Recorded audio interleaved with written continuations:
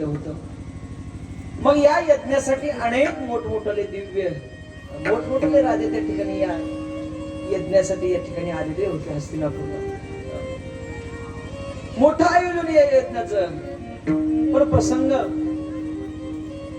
या राजसूय यज्ञामध्ये अग्रपूजेचा मान कोणाला द्यावा. सर्व पांडव त्या ठिकाणी एकमेकांकडे पाहू लागले आणि चौकशी करत असताना भीष्म पितामह यांनी सांगितलं, ऐका, अग्रपूजेचा मान भगवान कृष्ण परमात्म्याला या ठिकाणी आपण देऊया. पांडवांनी ते मान्य केलं, कारण त्यांच्या मनासारखं झालं. आणि मग भगवान कृष्ण परमात्म्याला अग्रपूजेचा मान दिला. दैव योगाने अनेक मोठमोठे राजे त्या यज्ञासाठी आलेले होते. पण यज्ञाला आल्याच्या नंतर अग्रपूजेचा मान दिल्याबरोबर त्या राजामध्ये भगवान कृष्ण परमात्म्याचा एक वैरी होता. वास्तविक तो भगवान कृष्ण परमात्म्याचा आत्याचा मुलगा राजा शिशुपाल. या शिशुपालाच्या कानावर खबर गेली की भगवान कृष्ण परमात्म्याला अग्रपूजेचा मान घेतलाय. त्यावेळेला तो भर सभेमध्ये आला आणि देवाला बोलू लागला. भीष्म पितामहांना बोलू लागला, पितामह, अहो सर्वांना तुम्ही ज्येष्ठ आहात, पण अग्रपूजेचा मान कुणाला द्यावं हे काही कळतं का नाही तुम्हाला? ज्या कृष्णाला तुम्ही मान दिला त्याच्या आई वडिलांचा एकतर पडला नाही. लहानपणापासून चोऱ्या माऱ्या करून त्या ठिकाणी आयुष्य तो जगत आलेला आहे. त्याला तुम्ही अग्रपूजेचा मान दिला. एक एक राजाला त्या ठिकाणी बोलत असताना पुन्हा भगवान परमात्म्याकडे तो शिशुपाल बोलला. जसा शिशुपाल भगवान कृष्ण परमात्म्याला पाहून बोलू लागला, भगवान परमात्मा काही बोलत नव्हते त्याला. पण बाकीचे पांडव त्या ठिकाणी धावून आले या शिशुपालावर. पण देवानं सांगितलं, ऐका, तो माझ्या आत्याचा मुलगा आहे, त्याला बोलू द्या काय बोलायचं आहे. त्याला राग होता शिशुपालाला.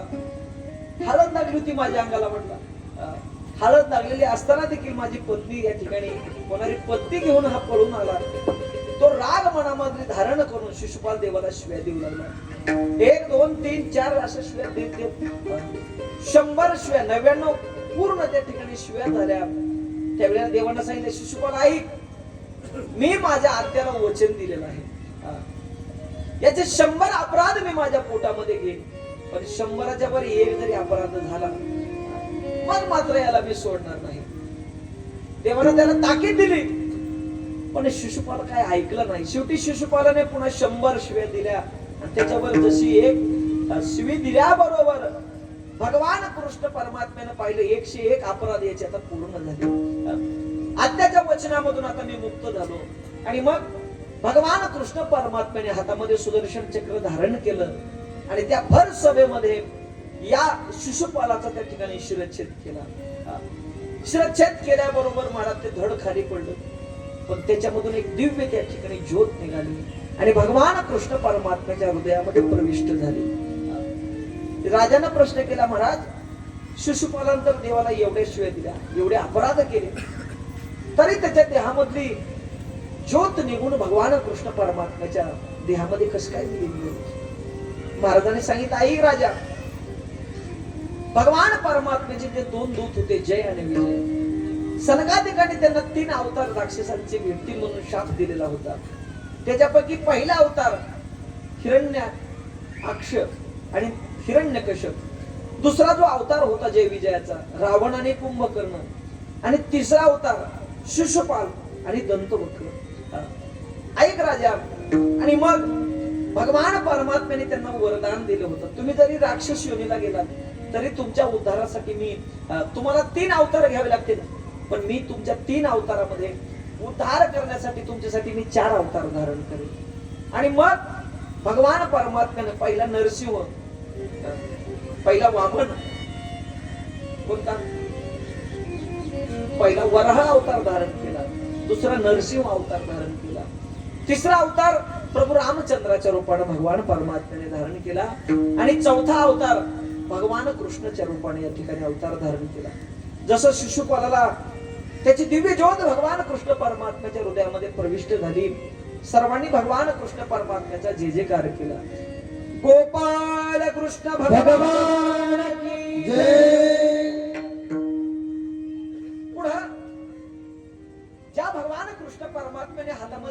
सुदर्शन चक्र धारण केलं. कधी नाही ते आज भगवान कृष्ण परमात्म्याचं बोट कापलं.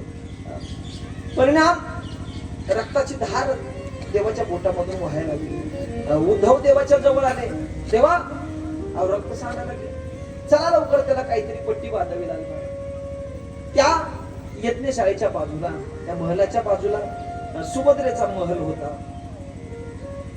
उद्धवजी भगवान कृष्ण परमात्म्याला घेऊन त्या महलामध्ये आले. सुभद्रेला हाक मारली. सुभद्रे बाहेर ये. देवाचं बोट कापलंय म्हणजे लवकरात लवकर काहीतरी आण चिंदी बांधण्यासाठी. सुभद्रा इकडं तिकडं पाहू लागली. काही चिंदी सापडत नव्हती. शेवटी कपाट उघडलं. सर्व नवीनच सांगत. देवा थोड्या वेळा बसा म्हटले. चिंदी काही सापडत नाही. तोपर्यंत उद्धवाला देवानं सांगितलं, उद्धवा पुढलं घरी चला. आणि उद्धवाला घेऊन भगवान परमात्मा पुढच्या घरी आले. पुढचं घर होतं द्रौपदी मातेचं. जसं भगवान परमात्म्याचे आवाज कानावर पडला, द्रौपदी धावत बाहेर आली. देवाकडे पाहिल्याबरोबर ते पोट रक्त गळायला पाहिलं द्रौपदीने. धावतच मला मध्ये गेली. भगवान परमात्म्याला घराच्या आतमध्ये घेतलं. देवा बसा. आणि लगेच आता पदर धरला आणि द्रौपदी मातेनं तो पदर फाडला. देवानं सांगितलं, द्रौपदी आई, सवशीन स्त्रीनं कधी पदर फाडू नको. पण द्रौपदीने सांगितलं, देवा माझे पती किती दिवस जिवंत ठेवायचे तुझ्या हातामध्ये. मग माझं सौभाग्य तुझ्या हातामध्ये असताना या पदराचं काय दोन वाटलं. थांब. आणि मग ती चिंधी भगवान कृष्ण परमात्म्याच्या बोटाला बांधली. या द्रौपदीने चिंदी जशी बोटाला बांधली त्यावेळेला उद्धवाकडे देवानं पाहिलं. उद्धवा ही माझी मानलेली बहीण आहे आणि ती माझी सख्खी बहीण आहे म्हटले. द्रौपदी ऐक, या चिंदीला जेवढे धागे असतील तेवढे उपकार तुझे माझ्यावर आहेत. आणि ते उपकार मी फेडल्याशिवाय राहणार नाही. कारण भगवान परमात्म्याचं ब्रीद आहे. घेसी तेव्हा देसी ऐसा हससी उदार. त्या चिंदीला जेवढे धागे होते, पुढं दुःशासनानं ज्या वेळेला या द्रौपदीला भर सभेमध्ये ओढत आणलं, माझ्या भगवान कृष्ण परमात्म्याला केलेले उपकार माहित होते. आणि भगवान परमात्म्याने अंबर अवतार धारण केला. कौरवे पांचाळी सभे माझी याने वस्त्रहरणे वस्त्रे कैसी झाली माऊली. पांडुरंगे ओ पांडुरंगे जीवाचे जीव लगे ओ पांडुरंगे. असा हा भगवान परमात्मा.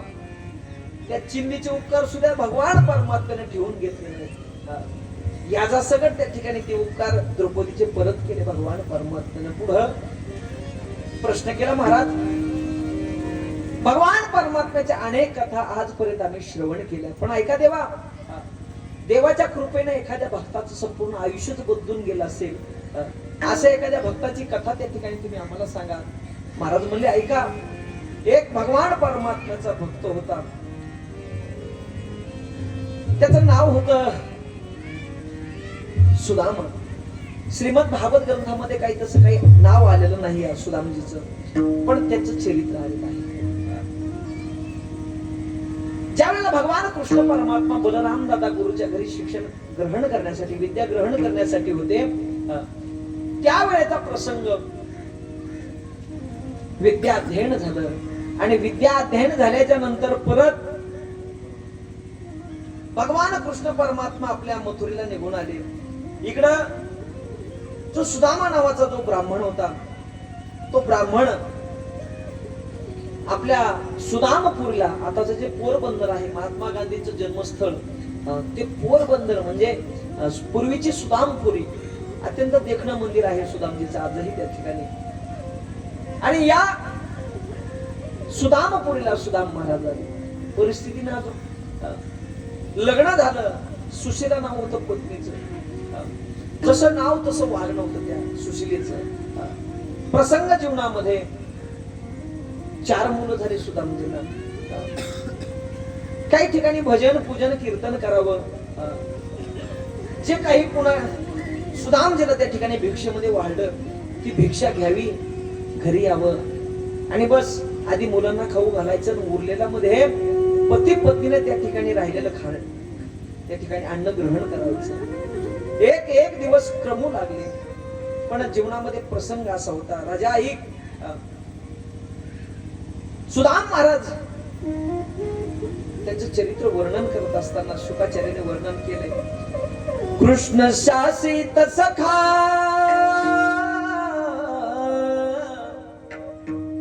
कश्चिद ब्राह्मणो ब्रह्मवित्तमा विरक्त इंद्रियार्थेषु प्रशांतात्मा जितेंद्रियः.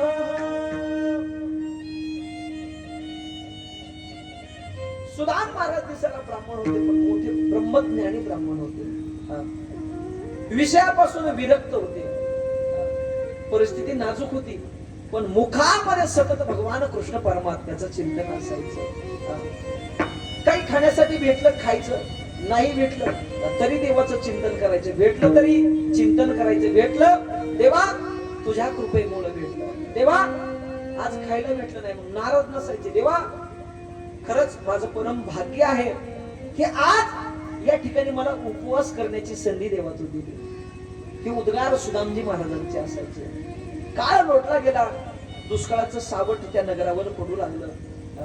भिक्षेला गेल्याच्या नंतर आता प्रत्येक जण वाढत असताना विचारपूर्वक भिक्षा वाढू लागले.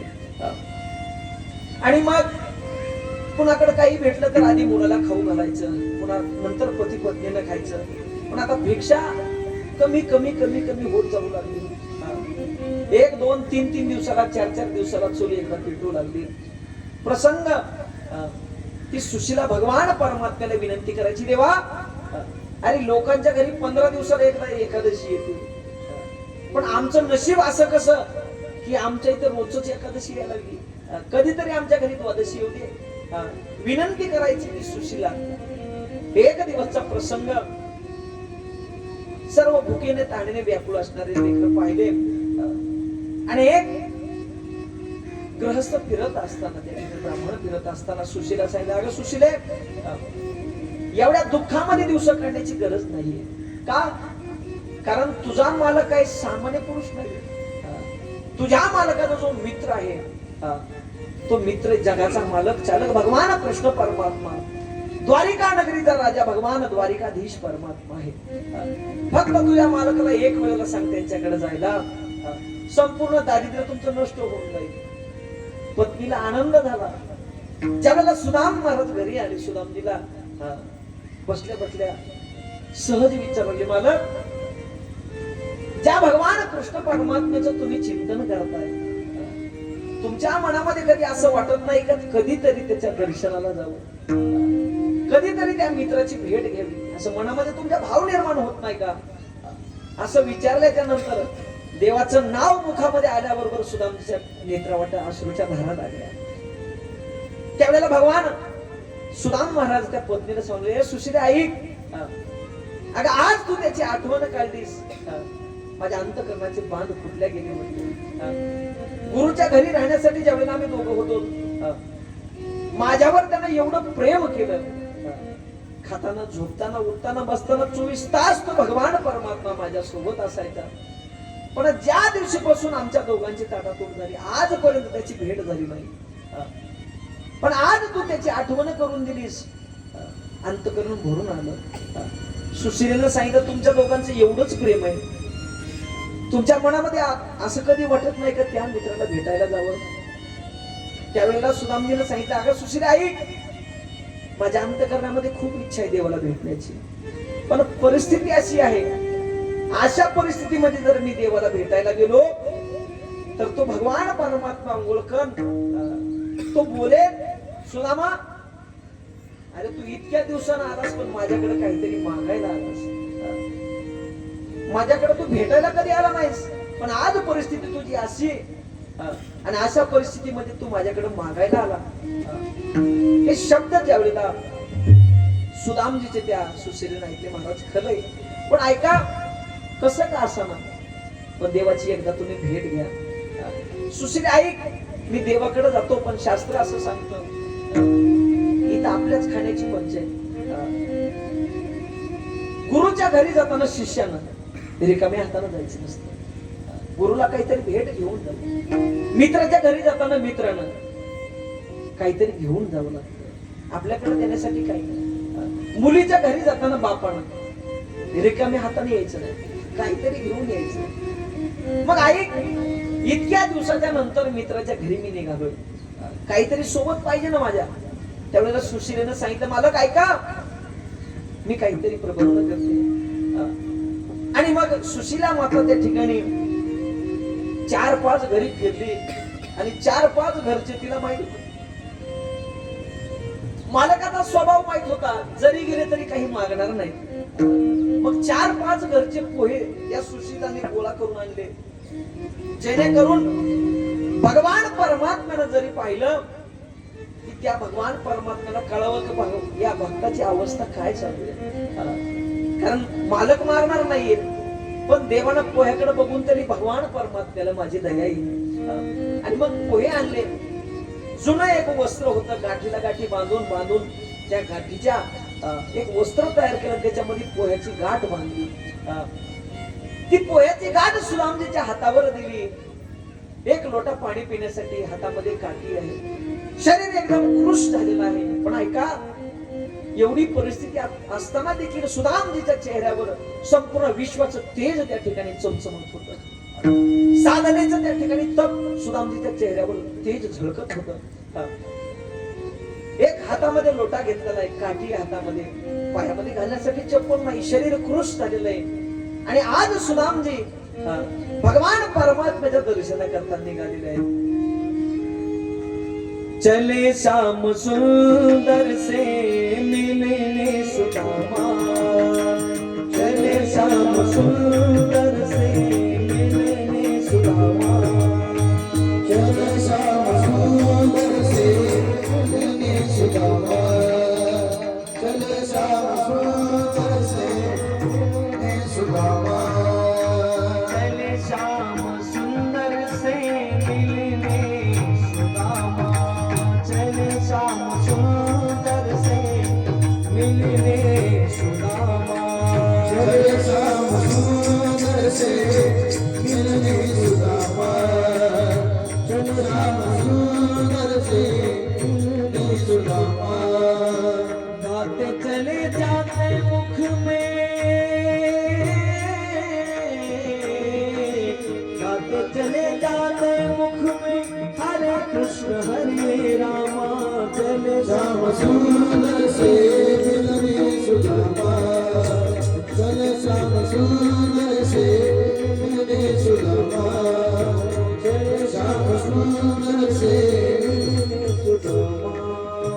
प्रभु मांग पड़ोसन से चावल चुराई, प्रभु मांग पड़ोसन से चावल चुराई, फटे हुए कपड़े में पोटली बंधाई, फटे हुए कपड़े में पोटली बंधाई, जाओ पति जाओ प्रभु के धामा, जाओ पति जाओ प्रभु के धामा, जाओ पति जाओ प्रभु के धामा, चले श्याम सुंदर से मिलने सुदामा, चले श्याम सुंदर से मिलने सुदामा, चले श्याम सुंदर से मिलने सुदामा।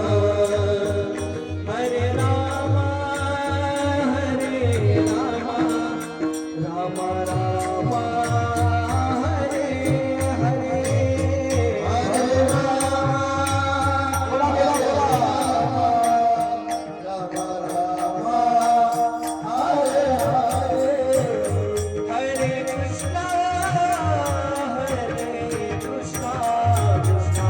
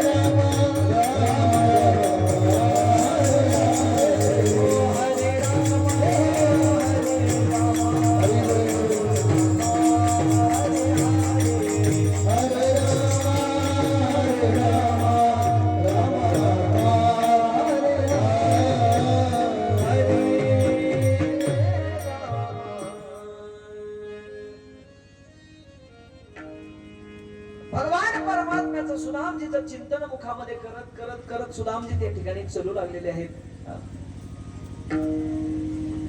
चलत असताना प्रसंग असा घडला, पायामध्ये काही घालण्यासाठी नाही, अनेक काटे अनेक खडे सुदामजीच्या चरणामध्ये रुतलेले आहेत, पायामध्ये रुतलेले आहेत, रक्तबंबाळ पाय झालेले आहेत, पण मुखामध्ये मात्र भगवान कृष्ण परमात्म्याचं चिंतन करत करत एका नदीच्या किनाऱ्यापर्यंत सुदामजी येऊन पोहोचलेले आहेत. जसं नदीच्या काठावर सुदामजी आलेले आहेत, आता नदी त्या ठिकाणी पार करायची आहे, पण सामर्थ्य नव्हतं की एवढी नदी पार करून पलीकडे तीराला जावं. मनामध्ये चिंता होती, आता एवढी नदी पार कशी करावी. देवाला चिंता पडली. सुदाम महाराज इतक्या दिवसाच्या नंतर माझ्या भेटीसाठी आले. भगवान कृष्ण परमात्म्याने एका नावाड्याचं रूप धारण केलं आणि आज भगवान परमात्मा त्या नदीच्या किनाऱ्यावर आले. जसा भगवान परमात्मा काठावर आला, सुदामजीला हाक मारले, ओ ब्राह्मण पलीकडे यायचंय का. हाक मारल्याबरोबर सुदामजीने सांगितलं, अहो पलीकडे यायचंय, पण ऐका माझ्याजवळ देण्यासाठी काय. त्या नावाड्याने सांगितलं, बाबा मी घेतल्याशिवाय काही पलीकडे तीरावर पलीकडे पुन्हा पैसे घेतल्याशिवाय दाम घेतल्याशिवाय पलीकडे तीरावर कोणाला घेऊन पोच करत नाही, काहीतरी द्यावं लागेल ना. सुदामजीने सांगितलं, अहो ऐका माझ्याकडे देण्यासाठी काही नाही, तुम्हाला जर नेहू वाटलं तर न्या, नसा इथंच बसतो म्हटले भजन करत. सायंकाळची वेळ होती. भगवान परमात्म्याने सरती शेवटी पुन्हा मग जवळ आले, ऐका दिवसभर या ठिकाणी अनेक जणांना मी पलीकडे तीराला सोडलाय, चला बरं तुम्हाला आता आल्या सरसर फुकट मध्ये तुम्हाला पलीकडच्या बाजूला सोडतो. आणि सुदामजीला मग त्या नावेमध्ये घेतलं, पलीकडच्या दिशेने निघाले. पण जात असताना भगवान कृष्ण परमात्मा सुदामजीच्या चेहऱ्याकडे एकटक पाहू लागले. पाहत असताना सुदामजीने विचारलं, काय पाहताय. त्यावेळेला सुदामजीला तो भगवान परमात्मा बोलू लागला, अहो ब्राह्मण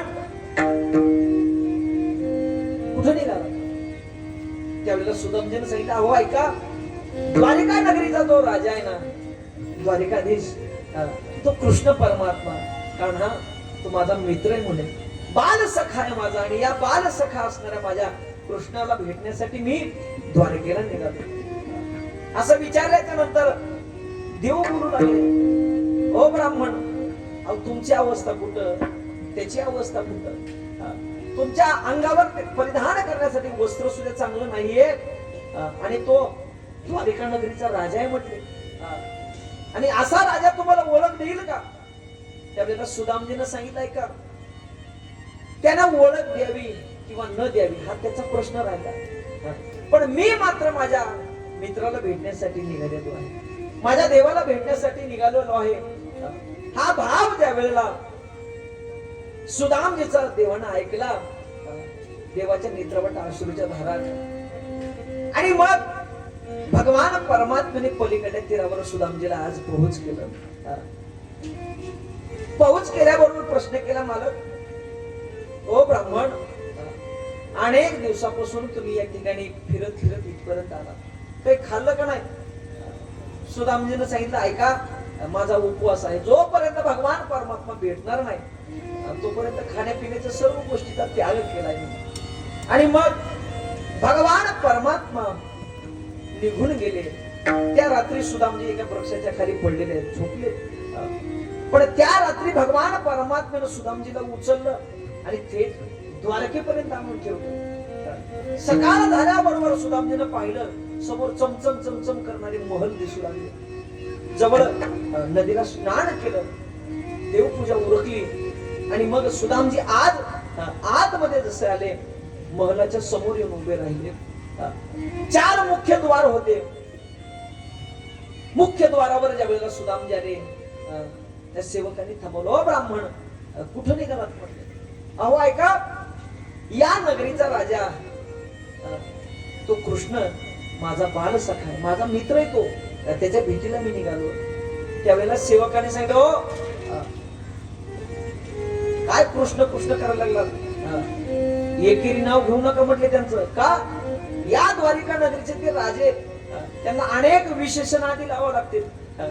द्वारिकाधीश भगवान की जय, नाव जरी घ्यायचं असलं तरी अनेक विशेषण त्यांना त्या ठिकाणी लावे लागतात. आणि तुम्ही कान्हान कृष्ण म्हणायला लागलात. ऐका, काय काम आहे सांगा? काही पाहिजे असेल तर त्या ठिकाणी उत्तरेला दान धर्म त्या ठिकाणी चालू आहे. तुम्ही त्या ठिकाणी जाऊ शकता, जे पाहिजे ते मागा, त्या ठिकाणी तुम्हाला भेटन. त्यावेळेला सुदामजीनं सांगितलं, अहो ऐका, मी या ठिकाणी काही मागण्यासाठी आलो नाही. मी फक्त माझ्या भगवान कृष्ण परमात्म्याच्या भेटीसाठी आलो. देवाचं एक वेळेला दर्शन झालं, मी परत निघून जाणार. पण सेवक आतमध्ये जाऊ देत नव्हते. शेवटी सेवकांना विनंती केली, हो सेवकांनो, माझं एक काम करा. मला जर तुम्ही आतमध्ये जाऊ देत नसताल, माझं शेवटचं एक काम करा. तुम्ही फक्त माझ्या भगवान कृष्ण परमात्म्याला एक निरोप द्या की देवाला सांगा, देवा तुमचा बाल सखा या ठिकाणी तुम्हाला भेटण्यासाठी आलाय. नाव विचारलं तर त्या देवाला माझं नाव सांगा, सुदामा भेटण्यासाठी आला. हा भाव ज्या वेळेला सुदामजीनं सांगितला, तो सेवक धावत धावत धावत भगवान कृष्ण परमात्म्याच्या मंगलापर्यंत आला. द्वारिकाधीश भगवान की जय, जय जयकार केला. देवानं पाहिलं, मुख्य द्वारावरला द्वारपाल या ठिकाणी आला. काय काम काढलं बोला? देवा, मुख्य द्वारावर एक ब्राह्मण आला. देवानं सांगितलं, तुम्हाला किती वेळाला सांगितलं, याचक दारामध्ये कुणी येऊ द्या, त्याला रिकाम्या हाताने पाठवून द्या, काय पाहिजे असेल त्याला देऊन टाका. सेवक बोलला, महाराज देवा, तो याचक या ठिकाणी काही मागण्यासाठी आला नाही. मग देवा, आजपर्यंत आम्ही अनेक त्या ठिकाणी ब्राह्मण पाहिले, पण असा ब्राह्मण आजपर्यंत आपल्या या नगरामध्ये आजपर्यंत कधी आला नाही. आजपर्यंत आला नाही. ऐका देवा, शरीर संपूर्ण कृश झालेलं आहे, वाळून गेलेलं शरीर आहे. अंगावर एक धोती गुंडाळलेली आहे, अंगावर उपरण आहे, जीर्ण झालेलं उपरण अंगावर घेतलेलं आहे. शरीर जरी कृश असलं देवा, ऐका, तरी त्या ब्राह्मणाच्या चेहऱ्याकडे पाहिलं ना, संपूर्ण विश्वाचं तेज त्याच्या चेहऱ्यावर त्या ठिकाणी चमचम करत असताना दिसते. देवानं विचारलं, एवढ्या गोष्टी तुम्ही सांगायला लागलात, पण त्याचं नाव काही विचारलं नाही का? त्यावेळेला तो सेवक सांगला, देवा त्याचं नाव विचारलं ना, तो तुमचा बाल सखाय म्हणून सांगायला, त्याचं नाव आहे सुदामा. सुदामा हे शब्द कानावर पडल्याबरोबर भगवान परमात्म्याने राजसिंहासनावर खाली उडी मारली आणि धावतच भगवान परमात्मा सुदामजीच्या दिशेने धावू लागले, मुख्य द्वाराच्या दिशेने धावू लागले. सेवकांना काही काय झालं काही समजलं नाही. सेवक भगवान परमात्म्याच्या पाठीमागे, प्रधानजी त्यांच्या पाठीमागे आणि अष्टनायिका जवळ होत्या त्या देवाच्या पाठीमागे पुन्हा. कारण आजपर्यंत किती जरी मोठा व्यक्ती आला, कुणी जरी आलं तरी भगवान परमात्मा त्यांना आणण्यासाठी तिकडे जात नाही. पण ज्या ते आज आणवणी पायानं माझा भगवान परमात्मा धावत आहे ना, त्यार्थी कुणीतरी विशेष व्यक्ती असली पाहिजे. सर्वजण देवाच्या पाठीमागे धावू लागले. इथं भगवान परमात्म्याची वाट पाहून सुदामजीच्या मनामध्ये विचार आला, न जाणू माझा भगवान परमात्मा मला ओळख देणार नाही काय की. या मनामध्ये भाव धरून सुदामजीनं तोंड फिरवलं. चला म्हणले वापस. ज्या वेळेला सुदामजीनं आपलं डोकं फिरवलं, पाठ दिली त्या द्वारकेकडं, त्यावेळेला मात्र भगवान परमात्मा धावत येऊ लागले. सुदामा सुदामा करत करत माझा भगवान परमात्मा धावत येऊ लागला. सुदामजीनं पाठीमागं पाहिलं तर द्वारिकाधीश असणारा भगवान परमात्मा आज आणवणी पायनं माझ्यासाठी धावत येलाय. सुदामजी फिरले, धावतच भगवान परमात्म्याकडे निघाले. जसे दोघं धावत धावत आले, घट्ट मिठी मारली, एकमेकाच्या पाठीवर एकमेकाच्या अश्रूच्या ठिकाणी बोलू लागले. आणि मग भगवान कृष्ण परमात्म्याने सुदाम्याला घेतलं आणि आपल्या महलामध्ये आले. नुसत्या महलामध्ये नाही, राजसिंहासनाच्या जवळ घेऊन आले. त्या राजसिंहासनावर आज माझ्या भगवान परमात्म्याने सुदामजीला बसवलं. ऐका, की ज्या राजसिंहासनावर आजपर्यंत कधी वसुदेव बसले नव्हते, मोठा भाऊ बलराम कधी बसला नव्हता, पत्नी रुक्मिणी, पण रुक्मिणी माता कधी त्या आसनावर बसली नव्हती. पण त्या राजसिंहासनावर आज माझ्या भगवान परमात्म्याने सुदामजीला बसवलं आहे. सुदामजीला राजसिंहासनावर बसले भगवान परमात्म्यानं सुदामजीच्या पायाजवळ देव बसलेले. ताट आणलं. भगवान परमात्मा सेवकांना काम सांगतो, पण आज रुक्मिणी मातेला सांगितलं, रुक्मिणी लवकर पाणी घेऊन या म्हटले. सुदामजीचे चरण त्या ठिकाणी प्रक्षालन करायचे. धुवायचे आहेत. रुक्मिणी माता विचार करू लागली, ज्या अर्थी एवढे सेवक सेविका असताना मला पाणी सांगितलं धुण्यासाठी चरण, त्या अर्थी कुणीतरी हा विशेष आहे. आणि मग रुक्मिणी माता धावतच पाणी आणण्यासाठी गेले. भगवान परमात्म्याने सुदामजीने त्या ठिकाणी पाय पाहिले. अनेक काटे पायामध्ये रुतले होते, खडे रुतले होते. भगवान परमात्मा एक एक काटा खडा पायामध्ये सुदामजीच्या काढू लागला. जसे काटे खडे काढल्याबरोबर रक्त त्या ठिकाणी बाहेर येऊ लागले. हे दृश्य भगवान परमात्म्यानं पाहिलं आणि देवाच्या नेत्रावर अश्रूच्या धारा लागल्या. देखी सुदाम की दीन दशा, करुणा करके करुणा निधि रोए, पानी परात को हाथ छुए नहीं, नैनन के आंसुओं से पग धोए. रुक्मिणी मातेला वेळ झाला पाणी आणण्यासाठी. भगवान परमात्म्याने चरण धरले. डोळ्यावट अश्रूच्या धारा लागल्या देवाच्या, आणि त्या अश्रूच्या धाराने माझ्या भगवान कृष्ण परमात्म्याने आज सुदामजीचे चरण त्या ठिकाणी प्रक्षालन केले. पाणी आणल्याबरोबर भगवान परमात्म्याने या सुदामजीच्या कपाळ त्या ठिकाणी पुसलं हाताने. आणि आज भगवान कृष्ण परमात्म्याने तिलक केला सुदामजींना. का? कारण सुदामजीच्या कपाळावर लिहिलेलं होतं काय? श्रीक्षय. आज भगवान परमात्म्यानं तो शाप पुसून टाकला आणि सुदामजीच्या कपाळावर लिहिलं यक्षश्री. आज संपूर्ण भाग्यच बदलून टाकलं सुदामजीचं. चरण धुतल्याला ते पाणी उचललं आणि भगवान परमात्मा संपूर्ण द्वारिका नगरीमध्ये पाणी शिकवू लागले. का? आज या माझ्या भगवत भक्ताच्या पदस्पर्शानं माझी भूमी ही द्वारिका नगरी आज पुढीच झाली. संपूर्ण पाणी त्या द्वारिका नगरीमध्ये भगवान परमात्मा सांडू लागले. जिकडे दिसत तिकडे पाणी फेकले. सर्व त्या पत्न्या देवाच्या विचार करू लागल्या. आजपर्यंत एवढी देवानं कधी कुणाची सेवाच केली नाही, कुणीतरी विशेष आहे म्हटले. हा आणि मग भगवान परमात्म्यानं सुदामाला जेवणासाठी बसवलं. जीव घालू लागले भगवान परमात्मा. ताट समोर आल्याबरोबर सुदामजीला मुलांची आठवण झाली. आज अनेक दिवसाच्या नंतर मी या ठिकाणी द्वारकेला पोहोचलोय, पण आजपर्यंत माझ्या मुलाबाळांनी काही खाल्लं का नाही. ते चित्र सुदामजीच्या चेहऱ्यासमोर दिसायचे. देवाचा प्रसाद आहे. 2 घास उचलले सुदामजीने, मुखामध्ये घातले आणि देवाला सांगितलं, देवा माझं पोट भरलं.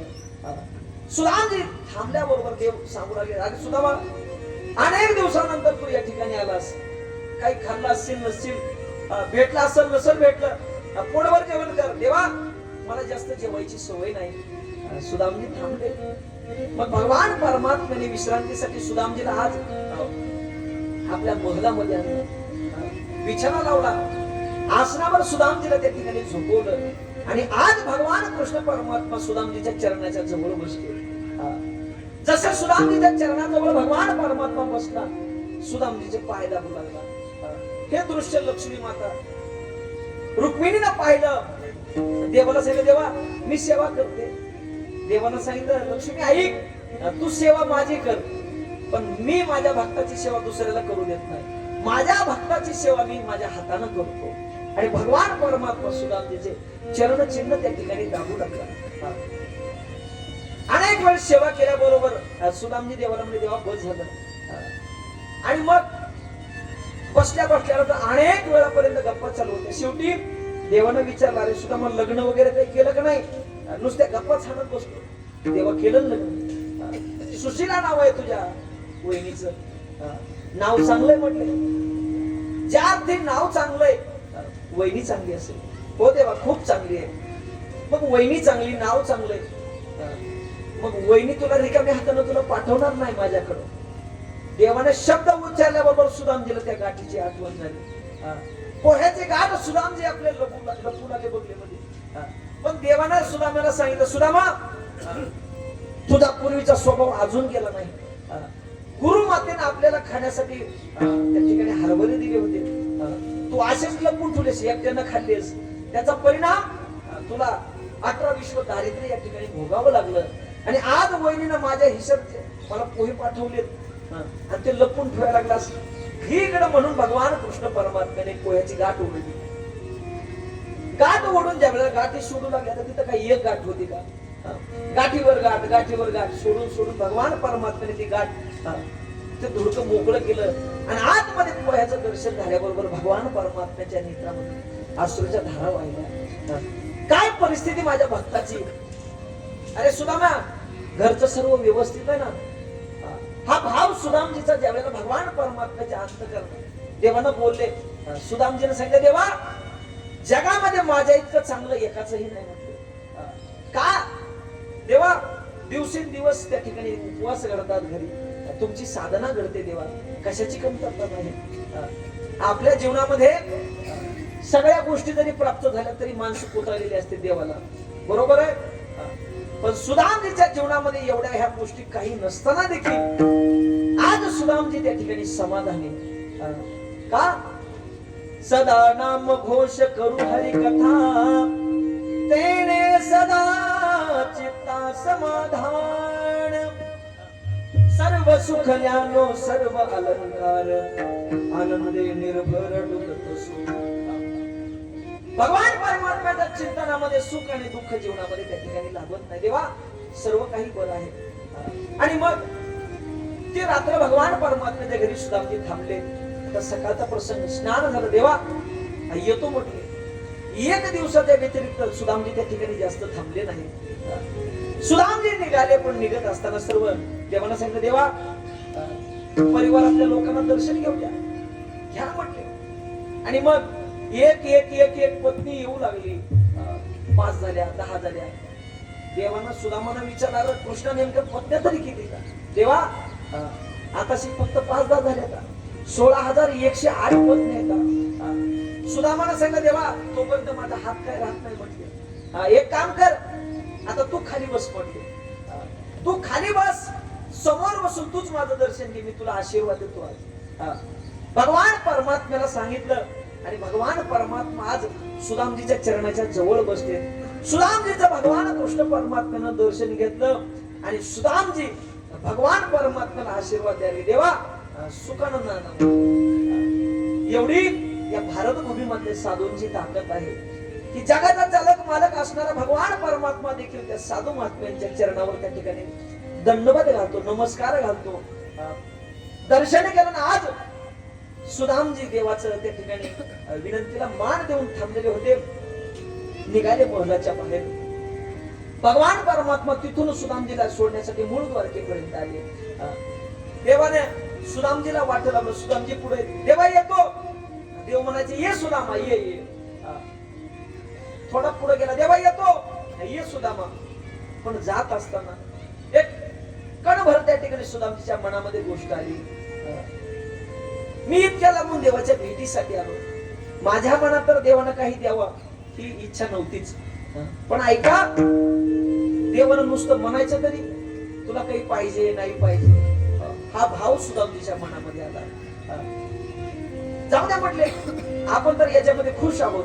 आणि चिंतन करत करत करत सुदामजी सुदामपुरीला आले. जसे सुदामजी सुदामपुरीला आले, प्रसन्न डोळ्यासमोर चमचम करणारं महल दिसलं. महल पाहिल्याबरोबर सुदामजी मनामध्ये विचार करू लागले. मी काय चुकून म्हणले परत काय द्वारकेला चालू काय म्हणते.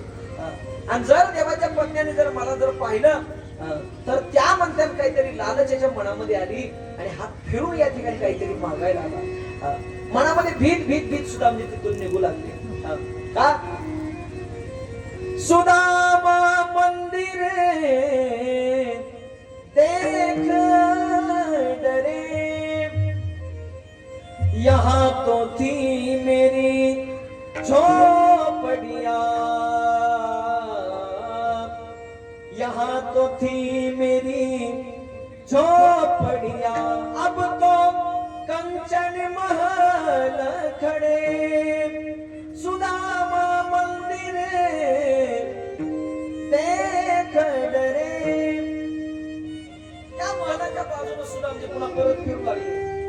पण आतमधून हाकाले, ओ मालक थांबा, सुदाम महाराज थांबा थांबा.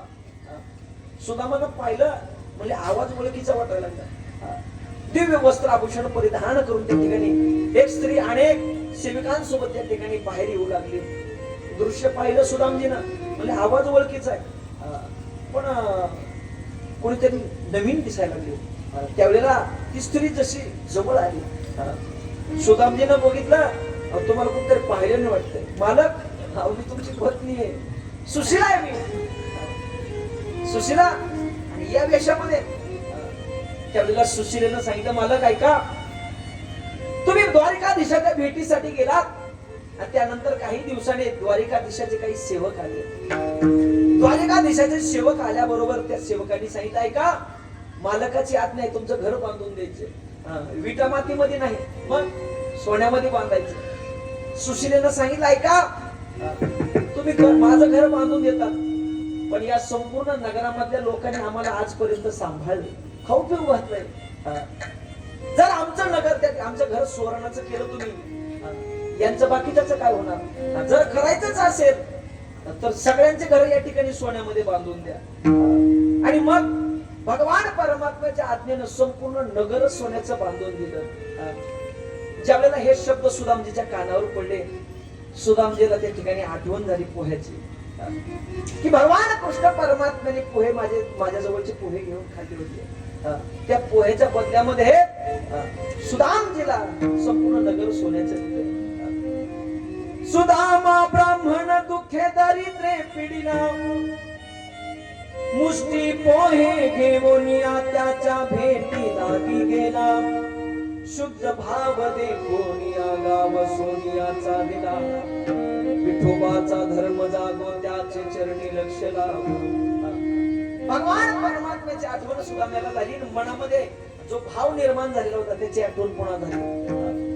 देवानं न मागता एवढं नगर सोन्याचं दिलं, माझ्या मनामध्ये देवाविषयी वाईट विचार आलाच का? सुदामा रडायला लागले आणि सुदामानं सांगितलं, सुशीले आई, या महलामध्ये तू आणि मुलं खुशाल राहा, पण मला मात्र या महलामध्ये राहायचं नाही. ऐका सज्जना हो, सुदामजीनं तेवढा एक भाव मनामध्ये निर्माण झाल्यामुळं त्या महलाच्या समोर पुन्हा झोपडी बांधली. त्या झोपडीमध्ये संपूर्ण आयुष्य सुदामजीनं काढलं, पण त्या महलामध्ये प्रवेश केला नाही. का?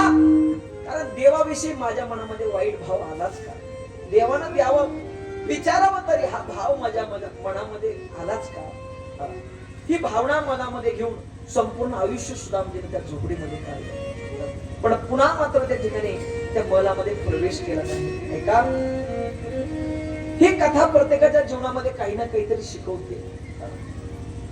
जीवनामध्ये किती जरी आलं तरी आपण त्या ठिकाणी देवाला नाव ठेवत राहतो, प्रारब्धाला आपण दोष देत राहतो. पण ऐका, प्रत्येक परिस्थितीमध्ये माणसानं समाधान मानायला शिकायला पाहिजे. कारण सुदामजीच्या घरी 10-10, 15-15 दिवस, 8-8, 7-7, 5-5, 4-4, 2-2 दिवस तरी चूल पेटत नव्हती. आपल्या घरी 3-3 टाइम आपण पोटभर खातो. सुदामजी सारखी आहे का कुणाची परिस्थिती एवढी वाईट? आहे का?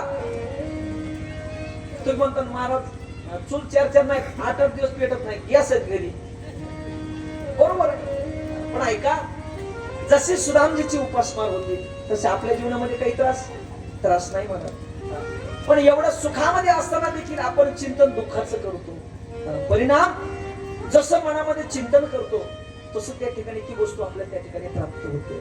आणि मग या सुदामजीच्या जीवनामधून एवढी एकच गोष्ट आपण घ्यायची, कशी परिस्थिती असू फक्त देवाचं चिंतन करत राहायचं. यानंतर पुढं कथा आलेली आहे यदुवंशाच्या शापाची. देवानं अनेक वेळेला मुलांना सांगितलं, बाबा ऋषी मुनींचा आदर करा, साधू संतांचा आदर करा, कारण त्यांचा जर अवमान